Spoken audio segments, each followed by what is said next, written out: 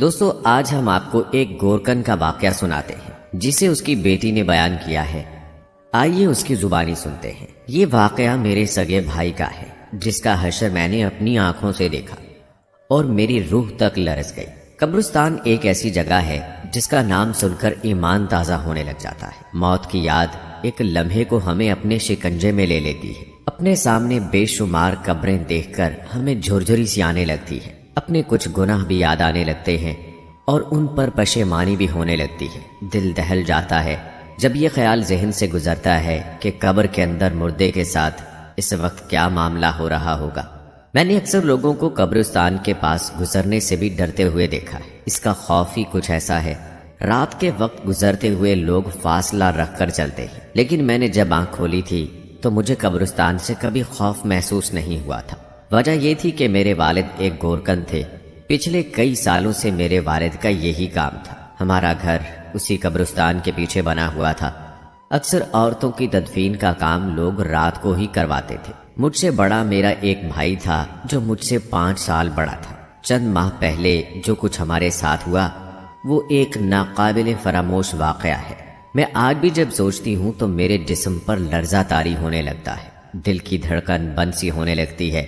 آج بھی جب وہ سب یاد آتا ہے تو میری آنکھوں سے آنسو بہنے لگتے ہیں۔ ہمارے گھر کی پچھلی طرف قبرستان تھا جہاں کے گورکن میرے والد تھے۔ کچھ ماہ پہلے کی بات ہے جب اس قبرستان میں عجیب و غریب واقعات رونما ہونے لگے تھے۔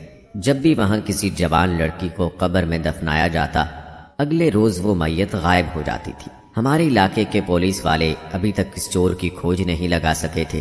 رات بھر اپنی ڈیوٹی دینے کے باوجود بھی وہ میت چور کو ڈھونڈ نہیں سکتے تھے۔ پولیس والے آئے دن ابا کو اسٹیشن لے جا کر تفتیش کرنے لگتے۔ ابا کافی بوڑھے ہو چکے تھے۔ وہ بیچارے یہی کہتے تھے کہ میں وہاں اب رات کی چوکیداری دینے کے قابل نہیں رہا، صرف قبریں کھودتا ہوں۔ عجیب بات ہے کہ ابھی تک پولیس والوں کو اس چور کا کوئی سراغ نہیں مل پایا تھا جو یہ سب کر رہا تھا۔ اب تو لوگوں کے دلوں میں اس قبرستان کے لیے خوف پیدا ہونے لگا تھا۔ کچھ لوگوں کا کہنا تھا کہ قبرستان پر سرکش جنات کا سایہ ہو گیا ہے، اس لیے وہ میت کو کھا جاتے ہیں۔ لوگ اس قبرستان سے خوف کھانے لگے تھے، لیکن پھر بھی کوئی نہ کوئی میت آ ہی جاتی تھی، اور اگر عورت کی ہوتی تو غائب ضرور ہوتی تھی۔ مجھے یہ خبر سن کر بہت افسوس ہونے لگا تھا کہ ہمارا معاشرہ جہالت کی گہرائیوں میں ڈوب چکا ہے اور عورت مرنے کے بعد بھی قبر میں بھی محفوظ نہیں ہے۔ یہ واقعات عام ہو رہے تھے۔ انہی دنوں میرے بھائی اکبر کی حرکتیں کچھ مشکوک سی ہونے لگی تھی۔ میری غلطی یہ تھی کہ میں نے ایک ایسی بات چھپائی سب سے جس کی وجہ سے ہمارا گھرانہ سب کے لیے ایک عبرت کا نشان بن گیا۔ مجھے آج بھی اپنی اس بات پر شرمندگی ہے اور سوچتی ہوں کہ مجھ سے میرے رب نے اگر پوچھ لیا تو میں کیا جواب دوں گی۔ یہ بات تب کی ہے جب آئے دن عورتوں کی میتیں غائب ہو رہی تھیں۔ میرا بڑا بھائی تو بہت اچھا تھا لیکن کوئی کام نہیں کرتا تھا۔ میرے ابو نے اسے کم عمری میں ورک شاپ کی دکان پر ڈال دیا تھا، لیکن چند ماہ بعد وہ وہاں سے بھی بھاگ گیا۔ وہ ہر وقت گھر پر ہوتا تو ابا کبھی کبھی اسے اپنے ساتھ قبرستان لے جاتے، لیکن چند ماہ پہلے ایک بار ابا کی طبیعت کچھ زیادہ ہی خراب تھی اور قبر کی کھدائی کے لیے اکبر بھائی سے کہہ دیا۔ بھائی منہ بگاڑتے ہوئے گیا تھا، اسے یہ کام پسند نہیں تھا۔ ابا کے سامنے انکار نہیں کر سکا۔ عجیب بات یہ تھی کہ وہ عصر کے وقت گیا تھا اور رات 2 بجے واپس لوٹا تھا۔ حالانکہ وہ کام چور قسم کا تھا، سست اور کاہل بہت تھا۔ رات 2 بجے تک مجھے اس کے انتظار میں جاگنا پڑا کیونکہ اماں اور ابا جلدی سو جاتے تھے۔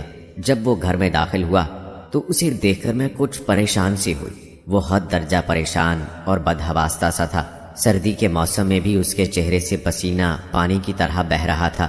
رنگت اڑی ہوئی تھی، آنکھیں سرخ ہو رہی تھیں، کپڑے اور ہاتھ پاؤں مٹی سے بھرے ہوئے تھے۔ جلدی سے گھر میں داخل ہوا اور دروازہ بند کر دیا۔ مجھ سے کہنے لگا، جلدی سے میرے کپڑے نکالو، میں نہانے جا رہا ہوں۔ میں اسے دیکھ کر اس لیے بھی پریشان ہوئی کہ اس طرح کی حالت اس کی پہلے کبھی نہیں ہوئی تھی۔ وہ جب نہا دھو کر آیا تو میں نے اسے کھانے کے لیے پوچھا۔ اس نے صاف انکار کر دیا، کہنے لگا مجھے بھوک نہیں ہے۔ مجھے یہ بات بھی تعجب میں ڈال رہی تھی کہ اسے بھوک بہت لگتی تھی اور وہ کھانا کھائے بنا ہی قبر کی کھدائی کے لیے چلا گیا تھا۔ مجھے کہہ گیا تھا کہ واپس آ کر کھانا کھاؤں گا، اور اب آ کر کھانا بھی نہیں کھا رہا تھا۔ ایسا کبھی پہلے نہیں ہوا تھا۔ نہ جانے کس بات کی بے چینی تھی۔ اس رات کو وہ صحن میں چارپائی ڈالے ہی سو گیا تھا۔ اگلے روز بابا قبرستان سے گھر آئے تو بہت پریشان تھے۔ اماں سے کہنے لگے کہ جس لڑکی کی قبر اکبر کھودنے گیا تھا اس قبر سے اس لڑکی کی میت غائب ہے۔ یہ سن کر اکبر بھائی کے ہاتھ سے پانی کا گلاس چھوٹ کر گر گیا اور وہ اس وقت کھانا کھا رہا تھا۔ ابا کی بات سن کر اس کی حالت عجیب سی ہونے لگی تھی۔ ابا نے اکبر بھائی کو غور سے دیکھا تو اس کی رنگت اڑنے لگی۔ ابا نے کہا تجھے کیا ہوا ہے؟ ابا کے پوچھنے پر وہ بوکھلاہٹ کا شکار ہو گیا۔ اس کی آواز میں ہچکچاہٹ سی آنے لگی۔ کہنے لگا کہ کچھ نہیں، کچھ بھی نہیں ہوا، میں نے خود قبر ٹھیک سے کھودی تھی، مجھے نہیں پتا اکبر بھائی کے پسینے چھوٹنے لگے تھے، وہ اٹک کر بول رہے تھے۔ ابا نے کہا تم مغرب کے بعد فارغ ہو چکے تھے، پھر گھر کیوں نہیں آئے؟ رات بھر کہاں تھا تو؟ یہ سن کر اکبر بھائی مزید بدحواس ہو گئے۔ کہنے لگا کہ میں دوستوں میں گیا تھا، مجھے ویسے بھی قبرستان سے ڈر لگتا ہے۔ اکبر بھائی کی آواز ان کا ساتھ نہیں دے رہی تھی۔ ابا نے کہا تم بس اپنا کام کر کے سیدھا گھر آیا کرو، پولیس آج کل بہت چوکس ہو گئی ہے، جو بھی قبرستان کے ارد گرد نظر آتا ہے اسے پکڑ کر لے جاتے ہیں۔ اکبر بھائی نے اس بات پر سر ہلا دیا، لیکن چند دن بعد پھر وہ گھر دیر سے آیا، لیکن پہلے کی نسبت اس بار اس کی بدحواسی کم تھی، اور اگلی صبح پھر وہی خبر سننے کو ملی۔ مجھے شک ہونے لگا، کیونکہ جس صبح میت غائب ہوتی اس سے پچھلی رات میرا بھائی رات 2-3 بجے ہی لوٹتا تھا۔ مجھے اپنے بھائی کی حرکتیں کچھ مشکوک سی لگنے لگی تھی۔ وہ اب اکثر راتوں کو دیر سے آنے لگا تھا، اس کے کپڑے مٹی سے بھرے ہوئے ہوتے اور آتے ہی نہانے چلا جاتا۔ ایسا تبھی ہوتا جب کسی جوان لڑکی کی میت کو دفنایا جاتا اور اگلے روز یہ خبر ملتی کہ وہ میت غائب ہو گئی۔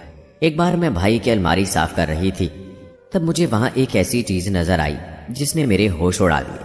وہاں بہت سارے پیسے تھے، حالانکہ بھائی کوئی کام نہیں کرتا تھا اور میرے والد کو قبر کھودنے کے اتنے ہی پیسے ملتے تھے کہ بہت مشکل زندگی بسر ہوتی تھی۔ پھر بھائی کے پاس اتنے پیسے کہاں سے آئے؟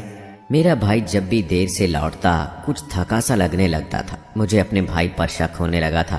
ایک بار شام کے وقت ہمارے محلے کی ایک عورت کا انتقال ہو گیا، اس کی قبر کی کھدائی میرے ابا نے کی تھی، لیکن بھائی رات کو 12 بجے چپکے سے گھر سے نکل گیا۔ مجھے نہ جانے یقین تھا کہ وہ آج ضرور قبرستان جائے گا، اس لیے اماں کی بڑی سی چادر خود لپیٹ کر میں اپنے بھائی کے پیچھے نکل گئی۔ جیسے جیسے میرے بھائی کے قدم قبرستان کی طرف بڑھ رہے تھے ویسے ویسے میرا دل بے چین ہو رہا تھا۔ نہ جانے کیوں میں نہیں چاہتی تھی کہ میت کے غائب ہونے کے پیچھے میرے بھائی کا ہاتھ ہو، کیونکہ یہ ایک بہت بڑا گناہ تھا۔ میرا بھائی جب قبرستان میں داخل ہوا وہاں پہلے سے ہی 4 لڑکے اور موجود تھے۔ میں ایک درخت کی آڑ کے پیچھے چھپ گئی تھی۔ وہ لوگ ایک کونے کی طرف بڑھ گئے اور ایک گڑھا کھودنے لگے۔ مجھے حیرت اس وقت ہوئی جب بھائی اور 2-4 لڑکے کسی گڑھے میں جا چکے تھے۔ وہ دیکھ کر میری آنکھیں پھٹی کی پھٹی رہ گئی۔ انہوں نے شاید اس میں کوئی سرنگ بنا رکھی تھی۔ کافی دیر بعد جب وہ لوگ یہاں سے باہر نکلے تو ایک سفید کفن میں لپٹی لاش کو اندر سے نکال رہے تھے کہ میرا دل یہ دیکھ کر دھڑکنا بھول گیا تھا۔ اس کے بعد وہ اس میت کو ایک درخت کے پیچھے لے گئے۔ میں شرم سے پانی پانی ہو گئی تھی۔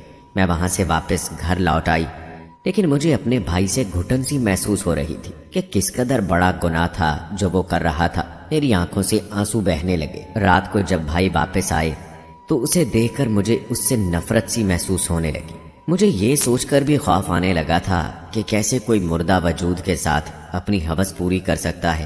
پھر میں نے سوچا کہ اپنے خبیث بھائی کے بارے میں پولیس کو بتا دوں، لیکن پھر بتا نہیں پائی، کیونکہ اپنے سگے بھائی خونی رشتے کے معاملے میں انصاف سے چلنا مشکل ہوتا ہے۔ میں بھی شاید ایسا حوصلہ نہیں رکھتی تھی۔ میں اپنے بھائی سے نفرت تو کر سکتی تھی، لیکن اسے جیل کی سلاخوں کے پیچھے نہیں دیکھ سکتی تھی، اس لیے میں نے چپ سادھ لی۔ لیکن کچھ دن بعد جب اکبر بھائی رات کو دیر سے واپس آیا تو بری طرح سے چلا رہا تھا۔ میں ڈر سی گئی تھی۔ وہ اتنا زور زور سے چلا رہا تھا کہ اس کی آواز پوری گلی میں گونج رہی تھی۔ میں نے جلدی سے دروازہ کھولا تو اپنا ہاتھ پکڑے تڑپ رہا تھا۔ اس کا ہاتھ دیکھ کر میری روح لرز گئی۔ اس کا ہاتھ کالے بالوں سے بھرا ہوا تھا اور اس میں سے خون ٹپک رہا تھا۔ میں نے پوچھا یہ کیا ہوا؟ تو کہنے لگا میں نے قبر میں ہاتھ ڈالا تھا، اس مردے کو شاید عذاب ہو رہا تھا، میرے ہاتھ میں بچھو چڑھ گئے، شاید انہوں نے ڈنگ مار دیا ہے۔ اس کے بعد مجھے اتنی تکلیف ہے، اور اس کے چلانے کی آواز سے میرے اماں ابا اٹھ کر آ گئے۔ بھائی نے ان سے جھوٹ بول دیا کہ قبر کھودتے وقت اس کا بٹوا قبر میں گر گیا تھا، اس لیے اسے نکالنے کے لیے اس نے اپنا ہاتھ قبر میں ڈالا، لیکن میں تو جانتی تھی کہ اصل ماجرا کیا تھا۔ میرے والد نے بہت سارے ڈاکٹرز کو بھائی کا ہاتھ دکھایا، پر اس پر ہر دوا بے اثر تھی۔ 4 دن بعد اسی اذیت میں مر گیا۔ ہم پر تو گویا قیامت ٹوٹ پڑی تھی۔ اماں تو بالکل گمسم ہو گئی تھی، ابا بھی بے جان سے ہو گئے تھے۔ ہم پر بہت بڑا سانحہ گزرا تھا، لیکن جس بات نے ہمیں حیران کیا وہ یہ تھی کہ بھائی کا پورا جسم کالے سیاہ بالوں سے بھرنے لگا تھا۔ اس کے چہرے پر بھی سیاہ بال اگنے لگ گئے تھے۔ اس سے پہلے کہ لوگ ہم سے اس کے عمل کے بارے میں پوچھتے، ابا نے جلدی سے غسل دے کر دفنا دیا۔ لیکن رات کو قبرستان سے کسی کے چلانے کی آواز آ رہی تھی۔ جو آواز ہمارے سارے محلے نے سنی تھی وہ آواز میرے بھائی کی تھی۔ وہ کہہ رہا تھا، مجھے یہاں سے باہر نکالو، میں بہت اذیت میں ہوں، مجھے بہت تکلیف ہو رہی ہے۔ یہ سب سن کر ہمارا سارا محلہ خوف زدہ ہو گیا تھا۔ دن رات اکبر بھائی کی قبر سے آوازیں آتی رہتی، لوگ اپنے کانوں کو ہاتھ لگاتے رہتے۔ نہ جانے کون سا ایسا گناہ کیا اس نے جو اس کی سزا یوں مل رہی ہے۔ عورتیں اماں سے بار بار پوچھتی کہ اکبر نے کون سا ایسا گناہ کیا تھا جو اللہ نے اسے عبرت کا نشان بنا دیا۔ اماں تو رونے لگتی، کہنے لگتی، میرا بیٹا تو بہت بھولا تھا، اس نے تو ایسا کچھ نہیں کیا۔ لیکن میں جانتی تھی کہ میرے بھائی نے کون سا گناہ کیا تھا۔ آخر میں اللہ رب العزت سے دعا ہے کہ اللہ تعالی ہمیں نیک عمل کرنے اور برائی سے بچنے کی توفیق عطا فرمائے، آمین یا رب العالمین۔ آج کی ویڈیو میں بس اتنا ہی۔ مزید ایسی ویڈیوز دیکھنے کے لیے ہمارے چینل کو سبسکرائب کر لیں۔ ملتے ہیں اگلی ویڈیو میں، تب تک کے لیے اللہ حافظ۔